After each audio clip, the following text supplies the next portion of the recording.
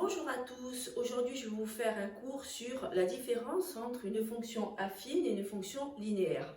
Alors c'est compris dans le chapitre des fonctions, mais quand on parle de fonctions linéaires et fonctions affines, on approfondit un peu plus les termes. Alors je vais commencer par une fonction linéaire. Une fonction linéaire, elle est toujours sous la forme f de ax. Alors a, bien sûr, c'est un nombre ou un chiffre, et ça s'appelle le coefficient directeur. Et toujours associé au chiffre x.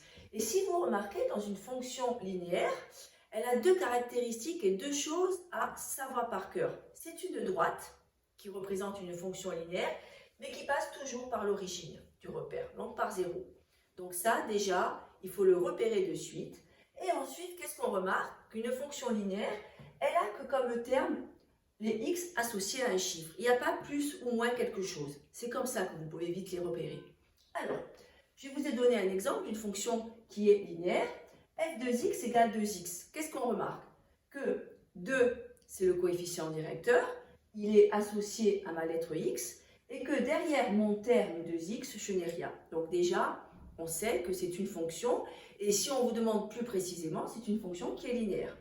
Ensuite, si on vous demande à partir d'un graphique comment repérer une fonction linéaire, vous regardez qu'une fonction linéaire, c'est une droite qui passe par l'origine. D'accord? Voilà, vous voyez, elle passe par le 0. Et très souvent, on constate, et on peut l'avoir dans les exercices, qu'une fonction linéaire, on fait très souvent le lien avec la proportionnalité. Rappelez-vous, quand vous avez des problèmes de proportionnalité et qu'on vous demande de tracer une droite, on vous demande que constatez-vous et vous dites souvent c'est une droite qui passe par l'origine, ça représente bien la proportionnalité. Eh bien, c'est la même chose, c'est une fonction linéaire. D'accord? Maintenant, je passe à une fonction affine, toujours pareil, mais regardez, cette fois-ci, elle est sous la forme de ax plus b. C'est-à-dire qu'au terme du x, que ce soit 2x, 3x, moins 2x, on rajoute un plus ou un moins à la suite. Et le petit b, ça sera le nombre, ça s'appelle l'ordonnée à l'origine. Alors, je suis toujours repartie sur une autre fonction, un exemple de fonction affine, 2x plus 1. Donc ici, le chiffre qui est associé à la lettre x qui est devant, c'est 2, et 2 c'est le coefficient directeur. Et le terme qui suit plus 1, ça s'appelle l'ordonnée à l'origine. Alors pourquoi je vous l'entoure?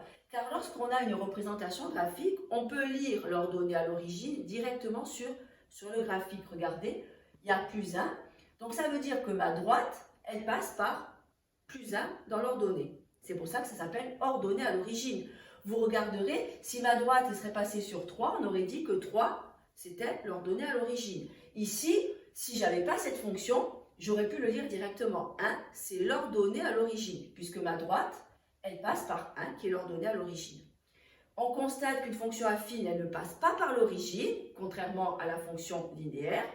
Voilà, et c'est aussi une droite. Voilà. À partir de ça, une fois que vous avez compris la distinction entre fonction affine et fonction linéaire, vous aurez toujours le même style de question. Donnez-moi l'image, donnez-moi les antécédents. Tout ce que j'ai fait dans mes vidéos que vous pouvez trouver sur YouTube. Alors, likez, commentez, abonnez-vous et encore merci de m'avoir écouté.